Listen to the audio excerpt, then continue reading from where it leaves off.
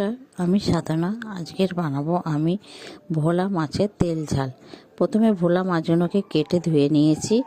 এবার এর মধ্যে পরিমাণ মতন লবণ আর পরিমাণ মতন হলুদ দিয়ে মাছগুলোকে আমি মাখিয়ে নেব।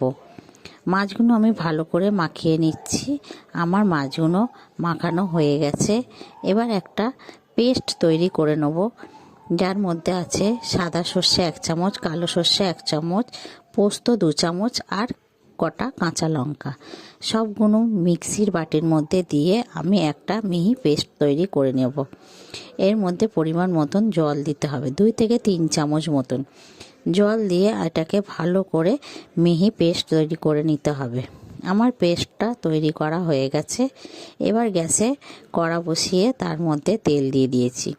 তেলটা ভালো মতন গরম হয়ে গেলে এবার এতে এক এক করে ভোলা মাছগুলো ভেজে নেব।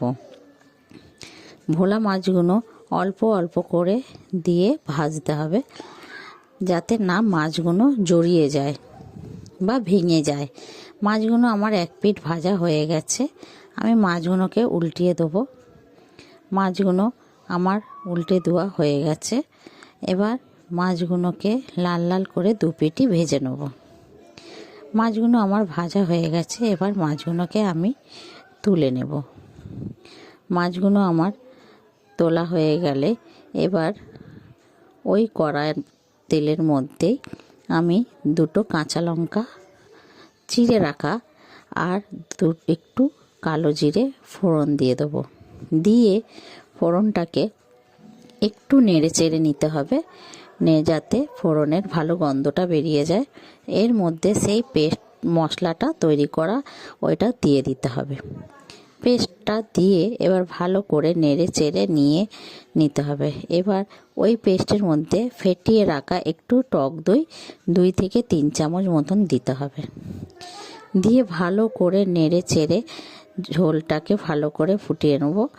তার মধ্যে পরিমাণ মতন হলুদ আর অল্প একটু নুন দিয়ে ভালো করে নেড়ে চেড়ে নেব।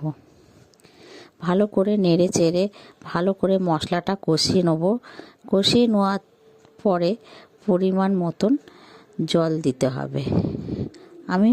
আমার পরিমাণ মতন জল দিয়ে ঝোলটা ভালো মতন ফুটে গেছে।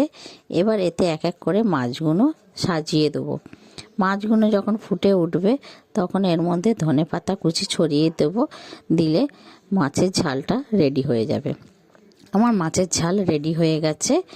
এবার যদি আমার এই মাছের ঝালটা আপনাদের ভালো লেগে থাকে, একটা লাইক, কমেন্ট, শেয়ার করে দেবেন আর সাবস্ক্রাইব করে আমার পাশে থাকবেন।